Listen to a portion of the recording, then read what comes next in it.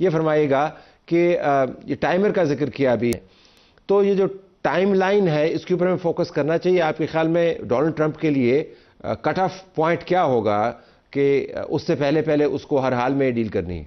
قریب نہیں ہے، باقی ملکوں کا کٹ آف پوائنٹ زیادہ پہلے آتا ہے. ڈونلڈ ٹرمپ تو اس کو جولائی اگست تک بھی برداشت کر سکتا ہے، لیکن باقی جو ملک ہیں، کیونکہ تیل جو نکلتا ہے یہاں سے کہاں جاتا ہے؟ چائنا جاتا ہے، ساؤتھ کوریا جاتا ہے، جاپان جاتا ہے، ان کو بہت پریشر ہے. تو وہاں سے ڈپلومیٹک پریشر آیا کہ ہماری اکانومی میں بہت زیادہ فرق پڑے گا، اس کو جلدی ریزالو کرو. ایون ادر کنٹری جو ہیں، ملیشیا، فلپینز، انڈیا، ان کا آئل پھنسا ہوا ہے. ان کے جو ابھی تک وہ ریزرو پہ چل رہے تھے، اب ریزرو ختم ہونے والے ہیں. ایران کا بھی بہت چکر ہے، کیونکہ اگر اس کے خرگ آئلینڈ میں جس کی کیپیسٹی تھی 40 ملین بیرل کی تھی، وہ تقریباً اب مزید جگہ نہیں رہی، تو they have to shut down their oil field. اگر آپ آئل فیلڈ کو شٹ ڈاؤن کر دو، دوبارہ ریچ اسٹارٹ کرنے میں کافی مہینے لگتے ہیں. سو pain is being felt by Iran and other countries more than America. So that's why Donald Trump is playing his card in a cool way. He's not in a hurry. Other countries are in a hurry. So اس وجہ سے motivation ہے. So that's why I think اگلے 4 ہفتے کے اندر کچھ نہ کچھ movement ہوگی. میں اگر طلعت اس میں ایک پوائنٹ اور ایڈ صادق جی طلعت اگر آپ اجازت دیں ایک پوائنٹ اور ایڈ کر دوں کہ ایک نیا ایلیمنٹ اس میں یہ ہے کہ آج یعنی منگل سے سیکیورٹی کاؤنسل میں بحرین اور امریکہ کی ایک قرارداد پیش ہو رہی ہے. یہ آبنائے ہرمز کو جو ان کے بقول ایران نے بلاک کر رکھا ہے اس کے حساب سے کہ اس میں شپنگ کھولنے کے لیے.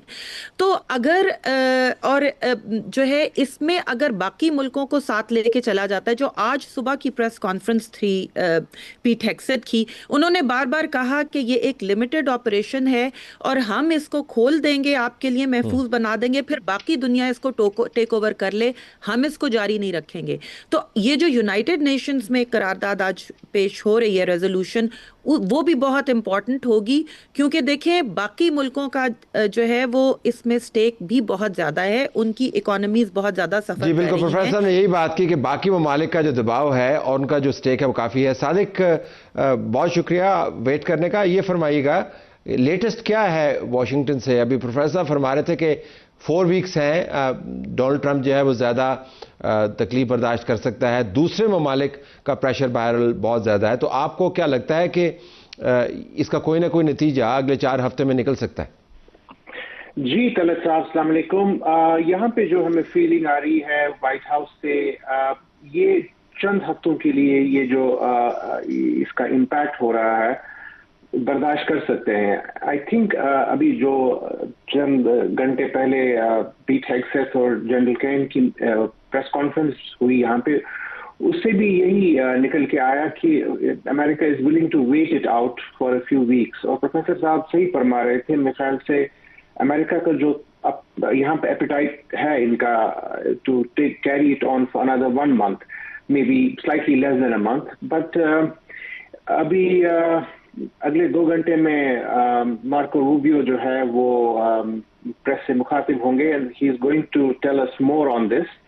But ابھی جو ہے فیل یہی ہے رہی کہ اسٹیل میٹ سا ہو رکھا ہے، اور جو ٹرمپ نے آپریشن فریڈم کا آغاز کرا تھا اس کا کچھ زیادہ اثر نہیں ہو رہا ہے. There has been not too many ships that have passed the Strait of Hormuz and it looks like کہ جو یہ نیا سسٹم کل سے لاگو ہو گیا تھا وہ شاید اتنا سکسیسفل نہیں لگ رہا ہے.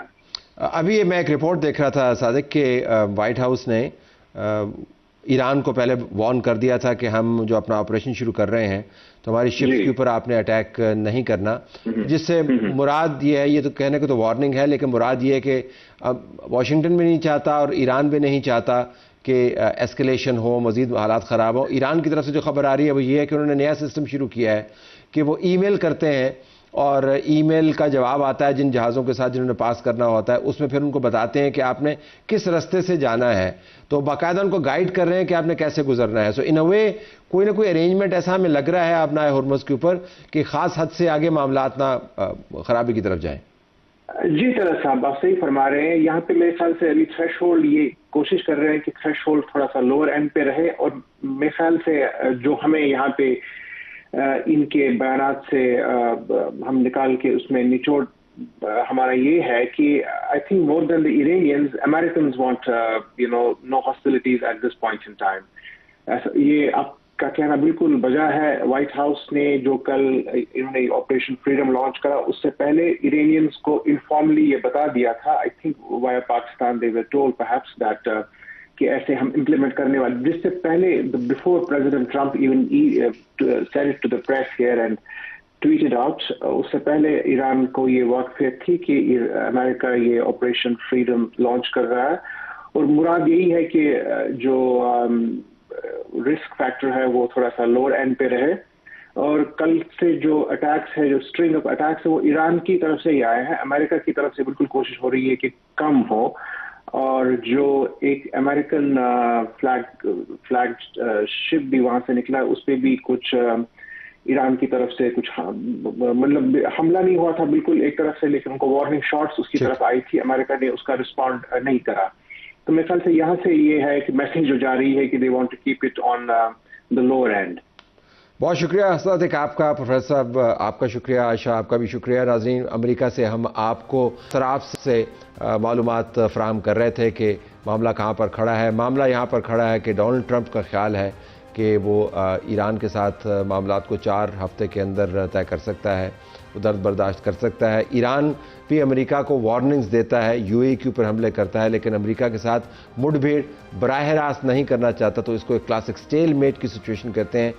बहरहाल पाकिस्तान जैसे ममालिक और हमारी इकॉनमीज़ इस स्टेलमेट के अंदर फंसी हुई हैं। हमारे पास इस किस्म का इकनॉमिक बैंडविड्थ नहीं है कि हम इस क्राइसिस को तूल पकड़ते हुए देखें, लेकिन ना ही हम अमन की तरफ जो मुहरकात हैं उनको तेज़ कर सकते हैं। कीमत बहरहाल हम अदा कर रहे हैं और कीमत अदा करने पर एहतजाज भी हो रहे हैं। तो प्रोग्राम के अगले हिस्से में हम आपको जो ताजरान हैं उनका पॉइंट ऑफ व्यू लेके देंगे। उनका मानना यह है कि अगर लॉकडाउन आपने ख़त्म नहीं किया तो फिर हम लॉकडाउन को खुद ही ख़त्म कर देंगे और दुकानें अपनी मर्जी से बंद करेंगे। Stay tuned. बहुत शुक्रिया असद आपका, प्रोफेसर साहब आपका शुक्रिया, आयशा आपका भी शुक्रिया। नाज़रीन, अमेरिका से हम आपको सराफ से मालूमात फराहम कर रहे थे कि मामला कहाँ पर खड़ा है। मामला यहाँ पर खड़ा है कि डोनाल्ड ट्रंप का ख्याल है कि वो ईरान के साथ मामलात को 4 हफ्ते के अंदर तय कर सकता है, वो दर्द बर्दाश्त कर सकता है। ईरान भी अमेरिका को वार्निंग्स देता है, यूएई के ऊपर हमले करता है, लेकिन अमेरिका के साथ मुठभेड़ बराह रास्त नहीं करना चाहता, तो इसको एक क्लासिक स्टेलमेट की सिचुएशन कहते हैं। बहरहाल पाकिस्तान जैसे ममालिक और हमारी इकॉनमीज़ इस स्टेलमेट के अंदर फंसी हुई हैं। हमारे पास इस किस्म का इकनॉमिक बैंडविड्थ नहीं है कि हम इस क्राइसिस को तूल पकड़ते हुए देखें, लेकिन ना ही हम अमन की तरफ जो मुहरकात हैं उनको तेज़ कर सकते हैं। कीमत बहरहाल हम अदा कर रहे हैं और कीमत अदा करने पर एहतजाज भी हो रहे हैं। तो प्रोग्राम के अगले हिस्से में हम आपको जो ताजरान हैं उनका पॉइंट ऑफ व्यू लेके देंगे। उनका मानना यह है कि अगर लॉकडाउन आपने ख़त्म नहीं किया तो फिर हम लॉकडाउन को खुद ही ख़त्म कर देंगे और दुकानें अपनी मर्जी से बंद करेंगे। Stay tuned.